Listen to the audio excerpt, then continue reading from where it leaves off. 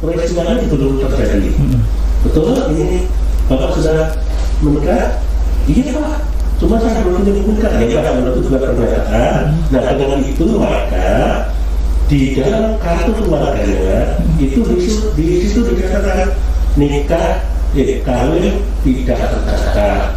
Itu statusnya ya, katanya. Nah anaknya dibuatkan akte lahir yang dituduhnya di situ adalah anak seorang bapak dan ibu yang perkawinannya belum terdaftar. Tapi tetap apa? Jangankan untuk itu yang kedua ya, yang pertama anak bapak dan ibu, yang kedua anak bapak dan ibu yang perkawinannya belum terdaftar, yang ketiga adalah anak seorang ibu. Inilah yang dia betul nggak ada suaminya atau ya sudah. Nah yang keempat adalah anak yang tidak diketahui kedua orang tuanya. Ini biasanya kalau kita di sini di gunung ada karang namanya itu kayaknya kecil lah kemudian. Anak yang diterlantarkan. Karena kalau kota-kota besar ini kan nah itu ya itu tetap dibuatkan aktenya, cuma nama orang tuanya tidak ada. Hanya dari secara catatan itu saja. Karena akte lahir, akte itu hanya anak, makanya negara wajib memberikan. Oke, pendengar Radio Kaltara 92.4 FM dan pemirsa Kaltara TV, sangat menarik pembahasan kita di pagi hari ini terkait pelayanan administrasi kependudukan di Provinsi Kalimantan Utara di tengah pandemi. Dan nanti kita lanjutkan di segmen berikutnya sekaligus tanya jawab ya. Jadi buat pemirsa dan pendengar yang mungkin ada kesulitan atau kendala dalam melakukan kepengurusan kependudukan di Kalimantan Utara, kalian bisa bertanya nanti di segmen berikutnya. Jadi jangan kemana-mana, start lagi kami kembali.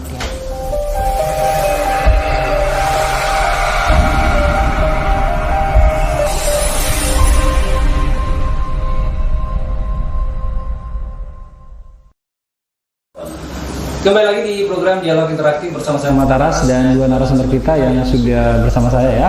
Yang pertama adalah Kepala Dinas Kependudukan Pencatatan Sipil Provinsi Kalimantan Utara Bapak Sanusi, dan yang kedua adalah Sekretaris Disduk Capil Provinsi Kalimantan Utara Bapak Sumaji. Dan kita lanjutkan pembahasan kita terkait pelayanan administrasi kependudukan di masa pandemi. Dan tadi sudah kita bahas terkait masalah anak yang belum ada akte lahirnya, dan di segmen ini kita akan mencoba mengulas terkait masalah kartu keluarga, di mana kita ketahui bahwa Provinsi Kalimantan Utara ini mayoritas banyak yang perantau ya. Nah, terkadang mengalami kendala masalah kepengurusan kartu keluarga, termasuk juga domisili Pak ya. Nah, mungkin bisa dijelaskan dulu Pak kepada Kadis, silakan Pak. Baik Mas Saras, terkait dengan masalah pindah datang, saya kira regulasinya sudah cukup pelayanan terpadu. Tetapi secara simpel mungkin kami hanya bisa menyampaikan yang pertama satu, bahwa untuk persyaratan pindah datang itu berkas orang yang mengajukan pindah itu akan dicabut dan dipindahkan ke tujuan dia pindah. Artinya dicabut dulu Pak ya? Dicabut dulu, kemudian nanti dipindahkan ke tempat mereka pindah. Artinya jalannya dicabut kemudian ditempatkan ke Disduk Capil di mana mereka pindah nantinya dari kabupaten kota. Nah itu. Tetapi untuk hal seperti ini, yang untuk yang namanya pindah itu mereka nanti akan kita berikan. Jadi Disduk Capil setempat tempat mereka awal itu akan mengeluarkan namanya surat keterangan pindah SKWI. Nah itu nanti. Tetapi kalau yang untuk warga masyarakat kita yang pindah, misalnya pindah dari RT ke RT, artinya masih dalam satu lingkup kelurahan atau masih satu lingkup kecamatan, mereka nggak perlu lagi minta surat keterangan dari RT-nya, RW-nya, kepala desanya, atau mungkin kecamatan. Cukup mereka mati datang ke Disduk Capil saja menyampaikan bahwa mereka sudah pindah pada alamat ini. Nah, nanti dari Disduk Capil akan segera memperbaiki datanya, termasuk data-data kependudukan yang terkait dengan yang bersangkutan. Nah, secara rinci itu seperti itu. Nah, tetapi kadang-kadang banyak warga masyarakat kita di Kalimantan Utara ini, mereka sudah lama pindah di artinya berdiam di Kalimantan Utara, tapi faktanya mereka masih tercatat sebagai penduduk luar Kalimantan Utara. Nah, ini yang Aplikasi lain. kepada warga masyarakat, saudara-saudara kita yang sudah seperti itu statusnya, agar kalau boleh mereka segera saja alih status kan, pindah kependudukan mereka menjadi penduduk Kalimantan Utara. Karena dengan demikian mereka bisa lebih gampang untuk mendapatkan pelayanan pemerintahan yang memang terkait dengan masalah pendudukan. Nah, ini kalau yang masalah tidak datang, jadi sederhana ya sebenarnya. Nah, tetapi nanti Pak, kalau begitu nanti kami bagaimana? Apakah kami harus minta lagi, melaporkan lagi ke daerah asal kami? Prosesnya lambat. Nah, kalau seperti itu nanti secara teknis silakan nanti bisa saja minta bagaimana arahan dari Dukcapil di tempat sini. Artinya Pak, bisa kami dibantu, nanti akan ada kebijakan-kebijakan yang para Dukcapil yang akan memberikan. Nanti saya kira Pak semuanya nanti bisa melakukan lagi lah untuk hal-hal yang sifatnya teknis nanti. Silakan Pak Madi. Baik Pak, silakan ditambahkan. Kemudian terkait bagaimana kalau WNA juga Pak, mungkin bisa juga disampaikan. Oke, baik. Terima kasih. Untuk melakukan pelayanan itu pada prinsipnya itu sekali lagi ini saya katakan bahwa semua pelayanan Dukcapil kabupaten kota di selain aktif dan kalian itu semuanya bisa melihat termasuk pindah data. Ya, bagaimana kasusnya kalau orang sudah domisili di sini di Kaltara, tapi ternyata datanya masih daerah asal, apakah di Sulawesi atau di Jawa? Itu solusinya kalau yang bersangkutan masyarakat itu tahu nomor Dukcapil asal, dia bisa membuat permohonan bahwa pada saat ini kami sudah berada di alam ini, bahwa data kami dari daerah asal dipindahkan ke sini. Itu kalau dia bisa ngurus sendiri, tidak nanti harus pulang ke daerah asal. Tapi kalau itu tidak bisa dilaksanakan, mungkin besar Bu. silakan masyarakat meminta tolong kepada Dukcapil yang di tempat domisili. Dengan tentunya tetap membuat surat permohonan ya.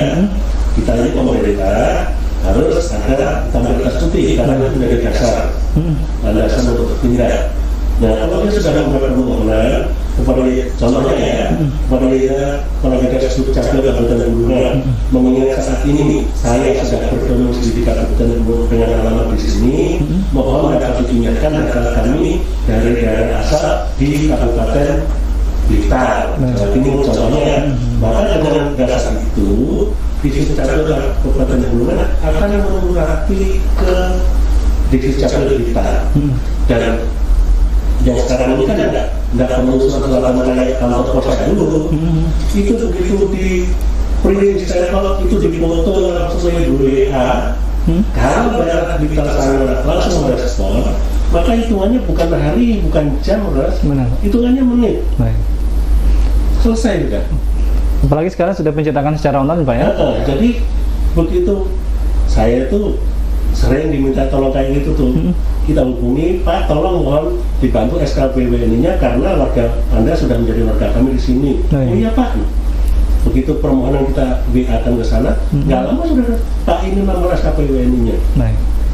Langsung dibawa ke Dukcapil domisili, langsung di situ bisa dicetakkan KK-KTP-nya. Karena azas kita saat ini adalah ada satu data, data tunggal. Tidak boleh datanya masih di Makassar, tetapi di sini mau data lagi nggak bisa. Pasti akan ketahuan begitu pertama langsung double data. Wah ini datanya nggak bisa. Makanya harus satu orang satu data dari sana pindahkan. Dan di daerah asli, di daerah itu nggak perlu lagi mengirim formulir, tinggal meletakkan aja alamatnya di sini sudah langsung datanya yang ada karena semuanya. Termasuk juga orang asing. Orang asing juga sama, cuma kalau warga negara Indonesia kan menggunakan SKPWNI, tapi kalau orang asing itu menggunakan dia berdasarkan kitas dan kitab. Kalau dia menggunakan kita sebut izin tinggal sementara, maka dari Dukcapil bisa menggunakan produk ini yaitu keterangan tempat tinggal. Gitu. Tapi kalau dia izin tinggal tetap, itu minimal 5 tahun ya, itu di Dukcapil bisa membuatkan KTP-nya, KK-nya, dan sama bentuknya, cuma warga negaranya beda. Jadi kalau bedanya itu beda. Tetap beda apa ya? Iya. Artinya yang 5 tahun sudah menetap 5 tahun baru bisa membuat KTP. Kalau yang sementara surat apa namanya keterangan domisili aja Pak ya? Ya, karena itu bedanya lagi. Kalau kita KTP itu sudah semua itu, KTP BPNA hanya mengikuti waktu kitabnya. Kalau dia habis, ya KTP-nya habis. Tapi kalau dia panjang, ya KTP-nya diperbarui lagi. Itu. Baik pemirsa dan pendengar, itu tadi ya penjelasan terkait masyarakat Kalimantan Utara yang mungkin saat ini sedang merantau ya, dan masih bingung bagaimana caranya mengurus kartu domisili, apalagi jika sudah lama menetap di Kaltara tapi identitasnya atau administrasi kependudukannya masih di daerah asal. Itu tadi penjabaran dari kedua narasumber kita terkait bagaimana kepengurusannya. Dan seperti janji saya tadi bahwa kita membuka line tanya jawab ya, jadi buat pendengar dan pemirsa yang pengen mengajukan pertanyaan silakan bergabung untuk di line telepon di 0552 2033 041. Untuk di baik WA silakan di 085 395 296 755. Dan sambil kita menunggu pertanyaan dari pemirsa dan pendengar, kembali saya bertanya kepada Pak Sumaji. Pak, kadang muncul permasalahan terkait perbedaan antara NIK dengan nomor kartu keluarga, itu apa yang menyebabkan sehingga bisa terjadi seperti itu, khususnya pada saat kita misalnya mendaftar CPNS atau di instansi-instansi terkait? Mungkin bisa dijelaskan Pak. Silakan. Jadi pemirsa dan pendengar radio dimanapun ya, kami sampaikan bahwa setiap kita warga Indonesia itu mempunyai nik itu tunggal, berlaku bukan untuk seumur hidup tapi untuk selamanya. Itu yang betul-betul unik dan itu paten. Baik. Tapi kalau kepala keluarga itu dia punya juga sendirinya, yaitu niknya yang paten betul-betul selamanya, dan ini untuk kartu keluarga. Nah, nomor kartu keluarga itu bisa tetap bisa berubah. Ya. Kalau dia selama berdomisili di suatu tempat itu tidak pernah pindah-pindah dan statusnya tetap kepala keluarga, maka nomor kartu keluarganya tetap. Ya. Tapi kalau dia pindah dengan dua catatan. Contoh, dia di Jawa satu keluarga pindah ke Brunei, satu keluarga. Ternyata di Brunei dia sudah posisinya kepala keluarga. Maka nomor kakaknya tidak berubah.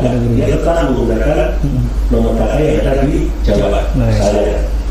Tapi kalau ternyata di Brunei dia bukan lagi kepala keluarga, maka nomor kartu keluarganya berubah. Nah, kasusnya kalau kenapa Pak saya waktu ikut tes CPNS rasanya tidak connect. Pertanyaannya itu jawabannya pasti satu, kakaknya pernah ganti atau kepala keluarganya bukan pernah ganti atau pernah melakukan perubahan yang mendasar. Nah, kalau melakukan perubahan yang mendasar sepanjang data itu belum diupdate dari ini para sesuatu di pemerintah pusat di Jakarta sana itu ada dua server database kependudukan. Yang utama itu pelayanan, yang kedua itu untuk dipakai oleh publik. Sepanjang kalau layanan ini langsung online 500 pemerintah, layanan langsung terus masuk. Nah, sepanjang itu belum digunakan, itu belum dipindahkan ke server layanan publik. Nah, kalau itu belum digunakan, berarti kalau yang melakukan perubahan kemungkinan akan tidak mulai. Makanya di sana di Jakarta itu juga ya tiap periode apakah kali 2 hari sekali atau 3 hari sekali itu langsung dipindahkan. Makanya kalau ada yang tidak seperti itu, maka periksa kondisi clear. Kita kalau memang belum benar, maka langkahnya kita lapor ke layanan pemudanya Kemendagri, dan itu ada 11 nomor. Seperti kasus yang yang pada hari malam kami dilaporkan oleh keluarga, Pak, jadi kami ini dalam satu kakak itu ada 3 orang, yang satu itu vaksinasi itu bisa, tapi yang dua itu tidak terbaca, nanti gimana? Cek ke digital ternyata di situ oke. Akhirnya kita foto kakak itu kita ke layanan akhirnya ke Kemendagri. Besoknya coba silakan ke peserta, besoknya langsung sudah bisa. Jadi alhamdulillah itu ada yang seperti itu. Teman-teman operator pusat itu langsung memindahkan yang belum tunggal itu cepat tinggalkan langsung dipindahkan ke sektor pelayanan.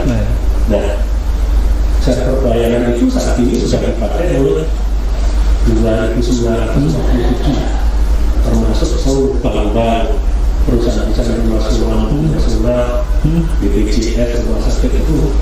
Nah, itu makanya sekarang kalau kita buka rekening bank, tidak pernah kita lihat dulu lagi biodata, cukup kartu elektronik kita tempelkan, lalu keluar formulirnya kita cukup tanda tangan. Nah itu karena betul-betul menjadi memang penjurusan menuju satu data kependudukan. Ya, baik. Kalau seandainya terjadi persoalan itu segera lapor, intinya lapor Pak ya. Karena nanti Dukcapil setempat bisa mengkonsultasikan ke Kementerian Dalam Negeri karena kewenangan untuk masalah pengelolaan server ini maupun nomor kakak itu kan bukan ada data di sana. Semuanya ada di sana, tetapi layanan itu tetap dibuka sehingga kalau terjadi masalah apa, pengkomunikasiannya itu yang paling efektif adalah segera lapor ke Dukcapil, nanti di Dukcapil ya fasilitasi untuk menyediakan. Ya, begitu juga ya. Yang beberapa ini ada masyarakat yang pengen vaksin ternyata KTP-nya sudah digunakan oleh orang lain. Gimana tuh Pak? Ya, itu sama Pak ya. Jadi kemarin setelah karena sempat terjadi di mana kooperasi verifikasi, di mana ternyata KTP-nya nomor rekeningnya itu sempat terpakai oleh warga negara asing malah. Nah, tetapi setelah itu dikonsultasikan, ternyata rupanya ada kesalahan dalam hal penginputan oleh dinas setempat, sehingga itu segera cepat diproses dan diperbaiki, dan alhamdulillah yang bersangkutan bisa selesai. Jadi begitu juga nanti untuk warga masyarakat Kalimantan Utara, kalau seandainya nanti mereka ingin melakukan vaksin tapi belum punya NIK, nanti segera lapor. Kalau bisa sehari sebelumnya segera lapor di Dukcapil, nanti di Dukcapil akan segera memberikan F101 supaya nanti bisa kita mendapatkan secepatnya sehingga yang bersangkutan bisa terlayani gitu. Ya. Baik pemirsa Kaltara TV dan pendengar setia Radio Kaltara 92,4 FM, sangat menarik ya terkait pembahasan kita, khususnya yang belum memiliki NIK tetapi pengen vaksin juga. Nah, silakan menghubungi di Dukcapil di wilayah masing-masing ya. Kemudian kita ke lain pertanyaan, sudah ada yang bergabung nih. Selamat pagi Radio Kaltara, ya selamat pagi, saya Maya di Sebatik, jauh nih dari perbatasan. Ingin bertanya, beberapa waktu yang lalu kartu identitas anak saya hilang, apakah saya tetap harus mengurus secara langsung ke Capil atau cukup secara online mengingat data anak saya sudah ada di Capil? Jika harus ke Capil, apa yang saya bawa? Terima kasih. Kemudian terkait kasus 4 yang disebutkan sebelumnya, yakni anak yang tidak diketahui orang tuanya. Jika seandainya anak tersebut diangkat oleh sebuah keluarga, apakah nama orang tua keluarga angkat boleh mengisi data orang tua si anak tersebut. Ya. Silakan Pak Jadi Kadis. kalau untuk ini mungkin sedikit kami jawab ya. Untuk Kia yang bilang, Iya, benar. silakan melakukan pelayanan itu dengan cara daring, tapi bisa juga langsung karena nanti kan akan dicetakkan ulang. Baik. Akan dicetakkan ulang, harus mengambil langsung. Jadi nggak perlu lagi kita seperti yang hanya laporkan saja, tidak ada cetakan ulang kembali. Baik. Nah, pelaporannya bisa secara daring atau langsung ke kantor. Nah, itu.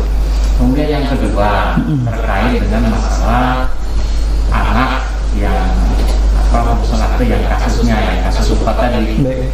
Orang tuanya tidak jelas, maaf, orang tuanya dalam arti ini kita tidak ketahui siapa orang tuanya. Yang mungkin ikan banyak terjadi terhadap anak-anak yang mohon maaf, mungkin anak-anak yang terlantarkan dibuang tanpa pengetahuan sehingga kita tidak tahu siapa sebenarnya orang tua dari anak ini. Nah, terhadap kasus ini, sebagai yang disampaikan tadi, itu nanti ketika diterbitkan akte kelahirannya, itu tidak ada nama orang tuanya. Terus bagaimana kalau nanti dia diangkat menjadi anak dari orang lain? Nanti akan ada sendiri namanya akte pengangkatan anak. Nanti akan disebutkan. Jadi identitas anak aslinya itu tidak akan pernah hilang, tetapi nanti akan ada akte pengangkatan anak. Itu nanti jadi statusnya. Itu ada rentang usia atau bagaimana? Kalau rentang usia saya kira nggak ada, karena itu kan hanya masalah pernikahan aja. Begitu nanti dikeluarkan akte anak itu, kemudian ada prosesnya ya, ketika orang ingin mengadopsi. Nah, itu kan ada prosesnya. Itu nanti setelah itu nanti akan kita tindak lanjut. Ada tambahan? Ya, ini untuk akte ya. Kalau ini sampai sudah sampaikan tadi dalam akte tetap nggak boleh. Walaupun itu anak-anak, di aktenya nggak boleh cantumkan orang tua, karena di akte itu harus orang tua biologis. Baik. Karena ini dasarnya dari kompilasi hukum Islam. Jadi kalau mau dicantumkan, ya itu di dalam aktenya anak-anak. Baik. Tapi kalau untuk adopsi itu ada proses, itu kan ada putusan pengadilan, Ada prosesnya. Tapi yang jelas ini bahaya, silakan diurus aktenya, cuma memang nggak boleh. Kalau itu dicantumkan, ya itu namanya pemalsuan. Aturannya nggak boleh. Ya. Jadi intinya tadi anak itu tetap punya aktenya sendiri, tetapi terkait dengan masalah pengangkatan dia itu nanti ada aktenya lagi. Baik. Ya, buat Mbak Maya di Sebatik tadi saya kira sangat jelas ya apa yang disampaikan oleh kedua narasumber kita, baik dari Kepala Dinas maupun dari Pak Sekretaris. Dan pertanyaan berikutnya adalah selamat siang Kaltara TV. Iya, selamat siang juga. Saya Rido dari Tarakan mau bertanya, apakah kartu keluarga masih disahkan oleh Disduk Capil? Persoalannya, saya pernah diminta bank untuk mensahkan kakak di Capil, tapi dari Capil bilang sudah tidak ada seperti itu karena sudah menggunakan tanda tangan elektronik. Tapi dari bank tetap menolak. Saya harus bagaimana? Mohon penjelasannya dari Disduk Capil Kaltara. Silakan. Jadi terkait dengan masalah perlakuan administratif terhadap keluarga ini, memang saat ini banyak belum connect antara dari satuan ini ke bawah. Baik. Tetapi secara garis besar kami sampaikan bahwa kartu keluarga yang saat ini kita perlakukan yang diproduksi adalah kartu keluarga yang dengan tanda tangan elektronik. Baik. Jadi nanti dalam produk Dukcapil itu ada QR code-nya. Jadi ada ada semacam barcode itu nanti yang sebagai tanda tangan, dan itu tervalidasi di BSN, Badan Syarat Nasional. Nah, terkait dengan produk Dukcapil, administrasi kependudukan yang sudah ada barcode-nya, itu nggak perlu lagi di legalisir. Tapi cukup kopikan saja, kopinya isikan kesana. Nah, Nanti kalau ada petugasnya yang ini, silakan menggunakan QR scan aja, lihat aja apakah ini asli atau enggak. Nah, tetapi kita juga tidak pungkiri bahwa ternyata penduduk kita ini masih banyak juga yang menyimpan dan belum memperbaharui kartu keluarga yang masih ditandatangani manual. Nah, ini memang produk ini kalau ingin digunakan itu yang harus dilegalisir kembali sebagai kenyataan bahwa memang benar. Nah, tapi nanti kami menyarankan kepada warga yang masih memiliki dokumen KK lama agar mereka minta kembali kepada Dukcapil setempat agar dicetakkan kembali sebagaimana format yang terbaru. Nanti kalau Pak nanti ini Pak sebagai apa yang kakaknya yang lama disimpan aja kembali sebagai dokumen yang bersangkutan. Kira begitu.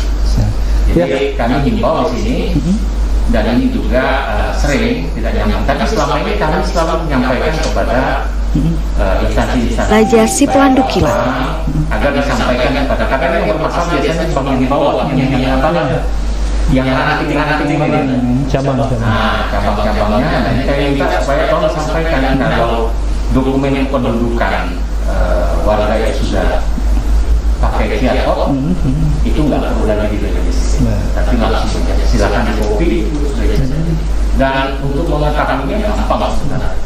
Pakai ini benar atau enggak, nanti KTP-nya kan pasti diminta tuh. Silakan nanti buka dengan web portal linknya, atau kalau enggak kita menggunakan KTP. Di bank-bank sudah ada. Sekarang KTP tempelnya KTP-nya tetap datanya orang ini cepat sudah jelas. Saya kira di situ ya. Tadi sudah disinggung oleh Pak Sumandi bahwa untuk data ini kan kita kan tinggal satu data, jadi kita lagi bisa bias. Saya kira itu. Oke, pemirsa Kaltara TV dan pendengar setia Radio Kaltara, saya kira sangat jelas ya, khususnya buat Pak Rido di Tarakan yang tadi sempat ada masalah ya terkait pengurusan di bank yang kemudian disuruh lagi ke Dukcapil ya. Jadi intinya ketika sudah berkasnya QR code ya, QR code itu tidak perlu dilegalisir lagi Pak ya, cukup di fotokopi aja kemudian dilampirkan ke pihak instansi. Dan kalau nggak yakin silakan nanti dengan menggunakan aplikasi QR scan. Periksa sendirilah nanti dari bank. Oke. Dan berhubung kita dibatasi oleh waktu, jadi kita akan lanjutkan di segmen berikutnya terkait closing statement buat dua narasumber kita ya. Jadi buat semuanya jangan kemana-mana, kita lanjutkan di segmen berikutnya.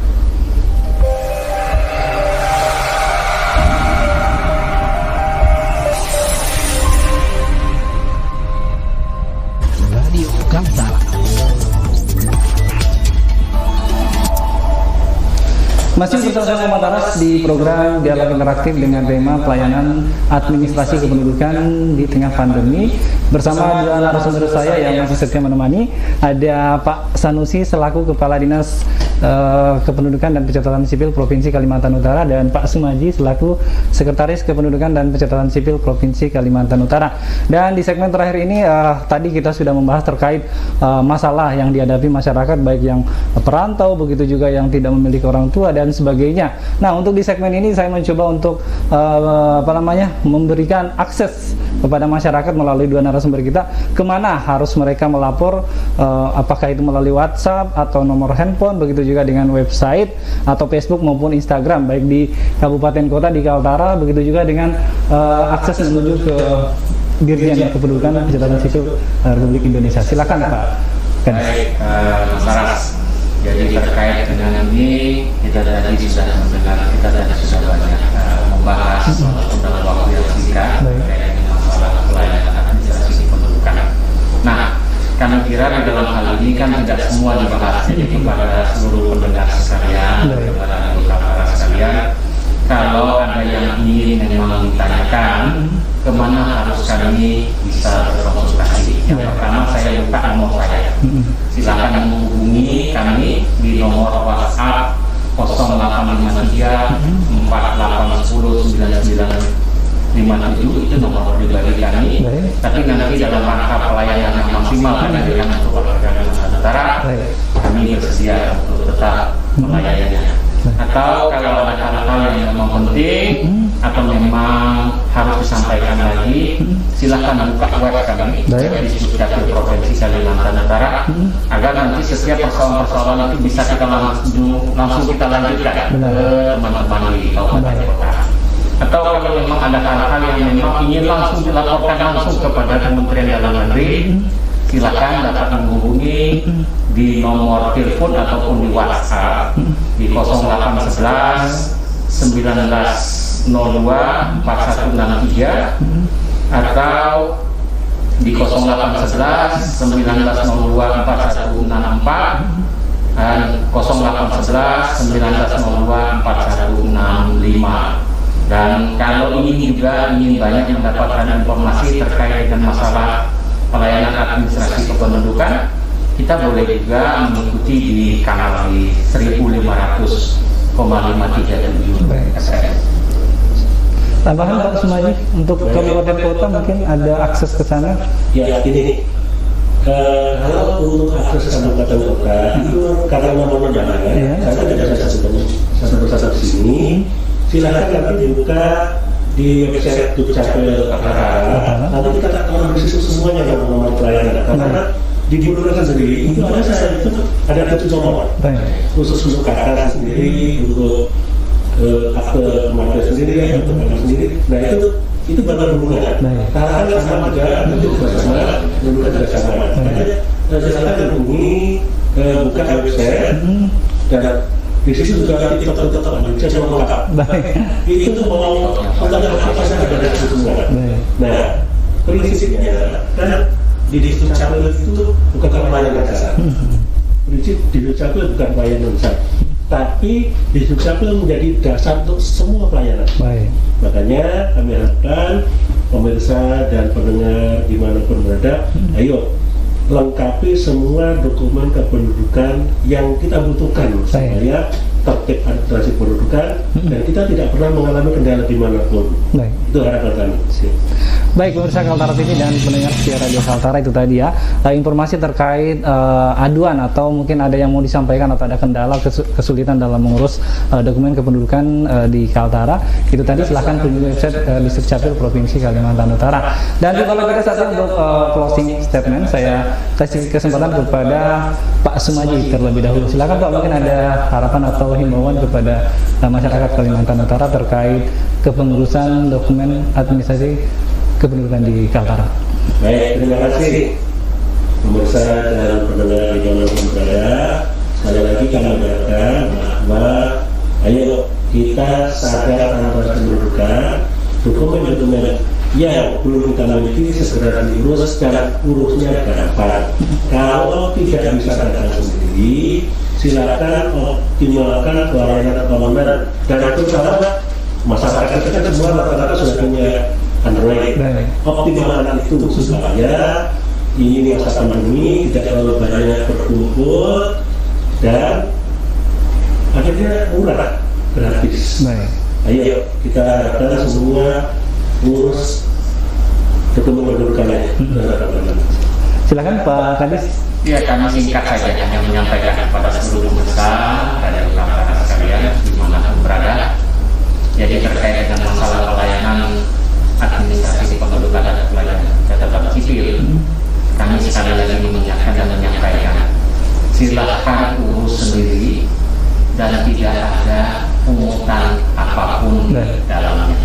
Semuanya gratis demi pelayanan dasar yang bisa didapatkan oleh seluruh warga masyarakat Kalimantan Utara khususnya. Itu saja. Ya, baik pemirsa Kaltara TV dan pendengar setia Radio Kaltara 92,4 FM. Demikian rangkaian acara kita di program Dialog Interaktif dengan tema Pelayanan Administrasi Kependudukan di Provinsi Kalimantan Utara di tengah pandemi COVID-19. Mudah-mudahan apa yang kami sampaikan, apa yang kami ulas di pagi menjelang siang hari ini bermanfaat bagi seluruh masyarakat di Kalimantan Utara. Dan mohon maaf juga jika ada hal-hal yang kurang atau ada yang salah dalam kegiatan di pagi menjelang siang hari ini. Saya Muhammad Taras, pamit undur diri. Assalamualaikum warahmatullahi wabarakatuh. Baik Pak, sama-sama Pak. Kaltara di hati.